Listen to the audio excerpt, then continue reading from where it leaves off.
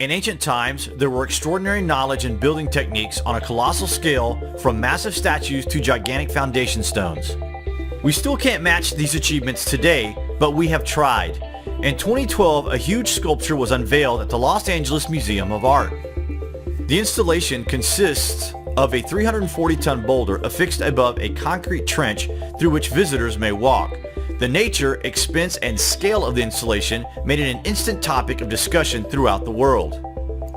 But this massive chunk of stone was first conceived in 1968 by Michael Heiser, and he first attempted the construction in 1969, but all efforts had been abandoned after the biggest cranes at the time kept breaking under the weight of the rock. In 2006, he again began work on his project, receiving tens of millions of dollars in private donations from the art world. In 2012, the rock was complete and ready to be moved.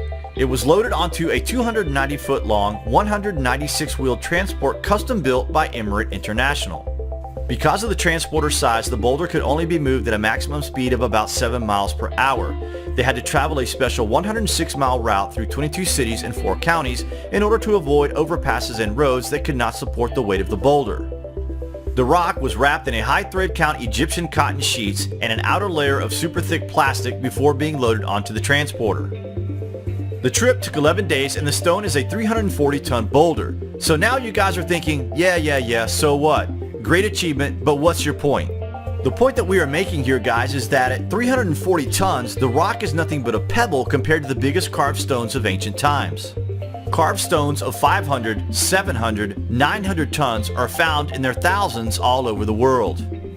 So if it was extremely difficult to move a stone weighing a fraction of the weight of the ancient stones, then the question has to be, how on earth was it done? Just wait till you hear this. At number 6, the Axum Stela, also known as the Obelisk of Axum. This huge obelisk is thought to have fallen around the 4th century. Now fully restored in Axum in Ethiopia and weighing about 500 tons, it is a true marvel for that region. Dating back at least 2,000 years BC, the carving, construction, and the eventual raising of this piece is absolutely astonishing and is one of the heaviest stone carvings from ancient times. But it is nowhere near the heaviest objects, as it is light years away from any of the others we're about to mention. Number 5 on our list, Solomon's Temple. The largest stone at the Western Wall stone from the Western Wall Tunnel is estimated at 11.625 meters long and weighs between 700 and 900 tons. The wall had an original height of from 70 to 140 feet. In places, it is built from bottom to top of large squared stones, beveled at the edges and varying between 97.5 centimeters and 1.8 meters in height. The stones are laid without cement. The longest until now discovered measures 11.625 meters in length. The massiveness of the work is on par with the Egyptian pyramids, and the perfection of the cutting and fitting of the stone is as equal. Again, the finished sizes and weights of these stones is on an industrious scale, but not as big or as heavy as our next selection. In at number 4, the Colossi of Memnon. These two giants were built from a single piece of stone each. They are oriented towards the sunrise at winter solstice, and they weigh over 1,000 tons each. The statues are made from blocks of quartzite sandstone, which was stone quarried near modern-day Cairo and transported 420 miles over land.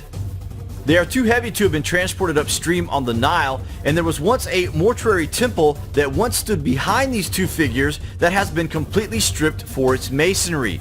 It is not surprising that the occasional eyebrows are raised about the past concerning the extent of the masonry skills used in ancient times. Not only were the structures superior in a visionary capacity, but also in precision, design, and execution. Ancient people in this region of the world heralded a time of extraordinary achievement. It was the age of the pyramid builders, when some of the largest and most sophisticated structures of all time were built, including the last remaining 7 wonders of the ancient world. The true age of most of these sites predates 12,000 years and built by a completely lost civilization that appears to have spread all across the globe. Although apparently spontaneous, the technology underlying these huge constructions was built on a foundation of science and mathematics, which in turn has provided us with traces of their manufacturing processes, which are proving totally astonishing. cuts and holes on hundreds of stones, indicating that the ancients drilled into granite with a feed rate that was 500 times greater and deeper per revolution of that of the most powerful modern day tools. In at number 3 on our list, the Ramesseum Colossus. Although only fragments of the base and torso remain of this massive statue, it would have weighed in at 1,300 tons. In front of the ruins is the base of the Colossus. On the granite Colossus's shoulders is an inscription describing Ramses as the Sun Prince. These inscriptions were added during the reign of Ramses, but the actual site itself is actually thousands of years older. The statue fell into the second court and the head and torso remain there, but the other broken pieces are in museums all over the world. Only fragments of the base and torso remain of the Colossus statue, which would have stood 19 meters high and weighed at least 1,300 tons. The stone for the statue was transported 170 miles overland from Aswan to Thebes. This would have once been the largest statue in the world. Number 2, the Stone of the South.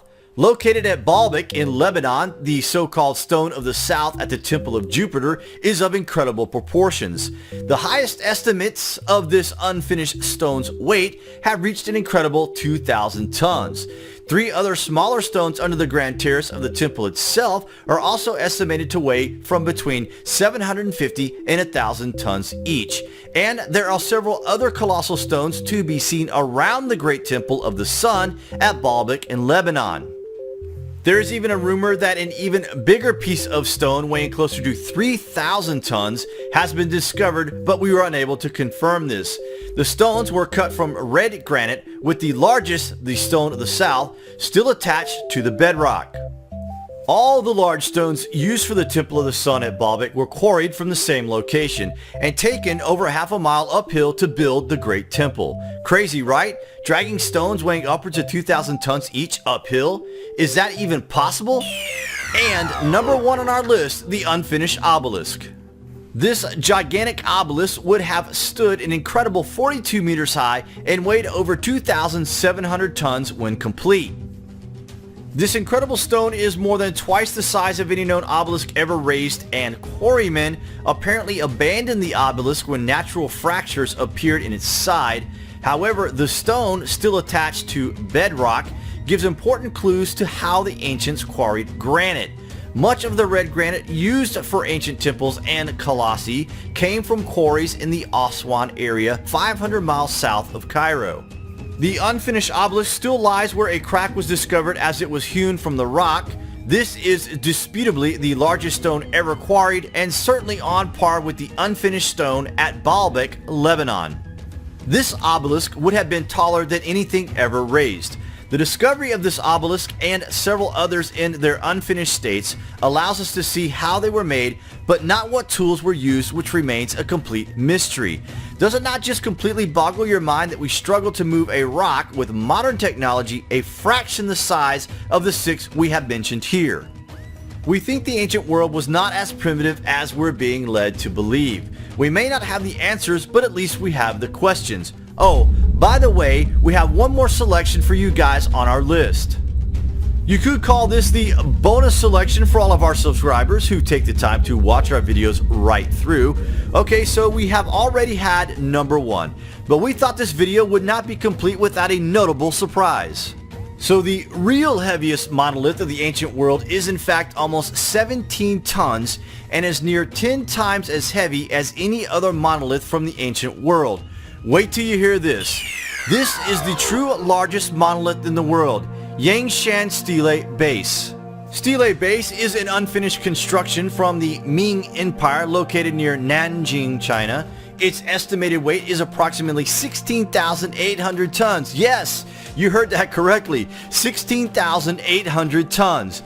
That means the Stele Base is heavier than all of our previous selections combined and then some.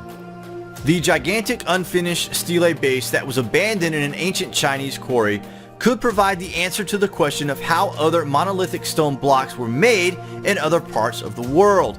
In scope and ambition, the Stele project stands alone as the greatest undertaking humankind has ever attempted. The size and weight is almost unimaginable. It is heavier than 8 statues of Liberty combined, and the purpose for which this stone was being quarried for is an absolute mystery. This stone is not as old as the other selections, but further investigation by experts is required. This is one of those sites that is not popularized yet, guys, so remember the name Yangshan Stele Base, and remember where you heard about it first. It is one of these sites on Earth that, if properly investigated and understood, then it could change our understanding of how these megastones were carved and moved. So there you have it, the heaviest stones on the planet that we know of as carved by humans. We may not understand completely how ancient people achieved this, but no one can deny the existence of these colossal undertakings. We hope you have enjoyed our selection here, guys. Thanks for watching, and remember, the ways by which we arrive at knowledge are hardly less wonderful than the discoveries of these things themselves.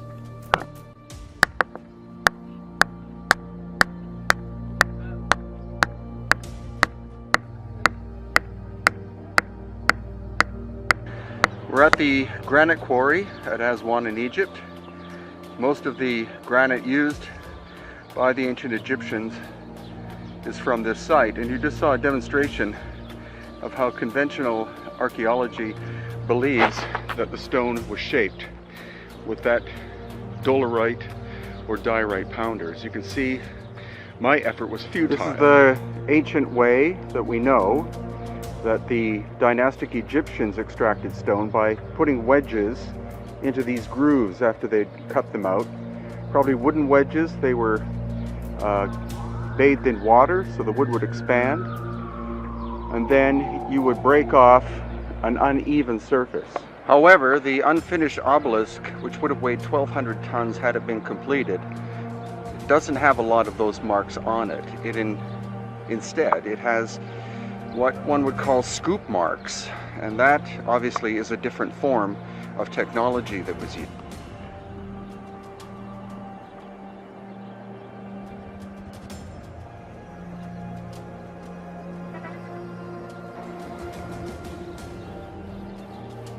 Well, here we are again at the Aswan Quarry, where we have the famous unfinished obelisk, and that is different stories about the cracks that we see on the surface.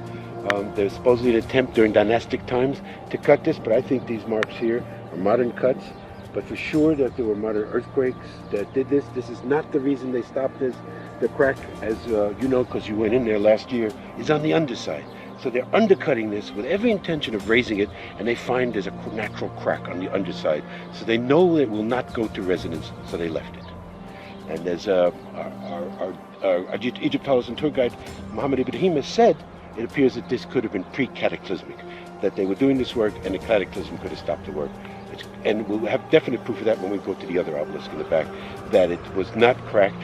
There was no reason for them to leave it there. They should have finished it, and it just stops immediately.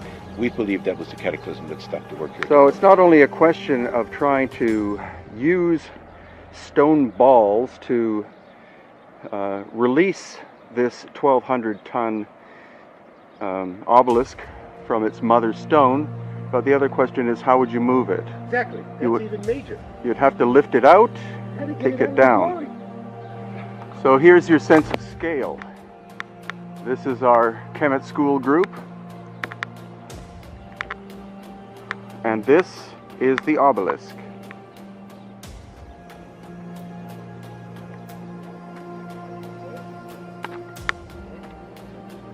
And now I get the great opportunity of going down into the pit itself, and that's where you'll see the evidence of the scooping device or whatever that did this work. Okay, here we go.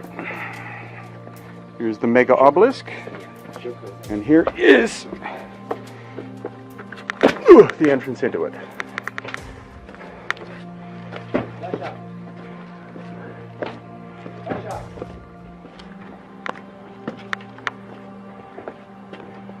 So these obelisks were most likely resonance devices, energetic devices, which each one was a specific size because it was tuned to a specific frequency. But the reason why this obelisk was abandoned before it was finished is because once they had dug down to this point, they found this massive crack in it, and therefore it wasn't going to be of the proportions that they wanted, so they basically gave up on it. It wouldn't go to resonance. That's the key. It would not go to resonance if there's a crack in it. Right.